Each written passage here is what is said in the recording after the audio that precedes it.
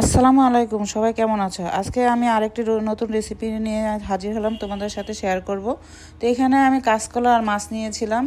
কাঁচকলাটা আর আলুটা দিয়ে সিদ্ধ করে নিব প্রেসার কুকারে, আর মাছটাকে আমি হলুদ এবং লবণ দিয়ে সিদ্ধ করে নিব।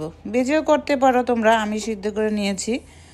প্রেসার কুকারে দিয়ে এলে কি তাড়াতাড়ি আলু এবং কাঁচকলাটা সিদ্ধ হয়ে যাবে। এই যে দেখো 2 মিনিটের মধ্যে সিদ্ধ হয়ে গিয়েছে। এখন আমি ব্লেন্ডারে সবগুলো ব্লেন্ড করে কিন্তু কাঁচকলার খোসাটা ফেলে দিইনি, একসাথে ব্লেন্ড করে নিয়েছি। এখন সব মশলাগুলো অ্যাড করে দিব। এখন দিয়ে দিচ্ছি পেঁয়াজ কুচি, কাঁচামরিচ কুচি, ধনে পাতা, বাটা মশলাগুলো অ্যাড করে দিব। দিয়ে দিচ্ছি আদা বাটা পরিমাণ মতো, রসুন বাটা পরিমাণ মতো, পেঁয়াজ বেরেস্তা দিয়ে দিচ্ছি, একটা ডিম দিয়ে দিচ্ছি। পেঁয়াজ বেরেস্তা কিন্তু দিতেই হবে।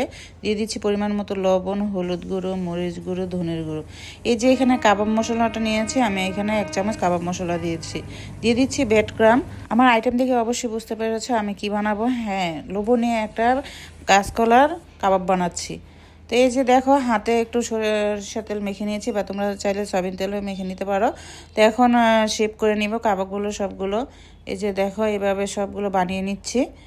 তোমরা ফ্রিজে রেখেও বানাতে পারো, আমি বানিয়ে ফ্রিজে রেখেছি। দেখো হাতে একটু লাগে। এখন পরিমাণ মতো ফ্রাই প্যানে তেল দিয়ে দিচ্ছি। তেলটা যখন গরম হয়ে আসবে তখন এক এক করে কাবাবগুলো দিয়ে দিচ্ছি। কাঁচকলার কাবাবটা পোলাওয়ের সাথে বা যে কোনো ভাতের সাথে খাওয়া যায়, আবার বিকালে নাস্তার সাথে তোমরা খেতে পারো। এই যে দেখো কতটা লোভনীয় লাগতেছে। তোমরা যে শুধু একবার ট্রাই করে দেখো, এই কাঁচকলার কাবাবটা অনেকটা একদম মাংসের কাবাবের চাইতে মজা লাগে। অনেকটাই মজা।